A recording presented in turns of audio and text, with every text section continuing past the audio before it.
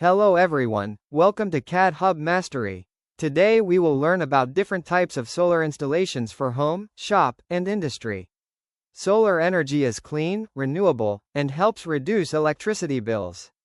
Let us understand the main types of solar systems. On-grid solar system. First is the on-grid solar system. This system is connected to the main electricity grid. It is the most affordable and widely used solar system.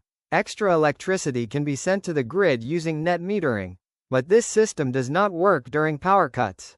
Off-grid solar system. Second is the off-grid solar system. This system is not connected to the electricity grid. It uses batteries to store power and works even during power cuts. Best for villages, farms, and remote areas. However, cost is higher because of batteries. Hybrid solar system. Next is the hybrid solar system. This system combines grid connection and battery backup. It stores energy in batteries and also connects to the grid. It works during power cuts and also saves electricity bills. Best for homes and businesses.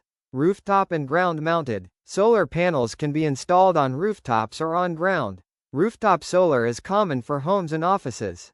Ground-mounted solar is used for industries and large projects.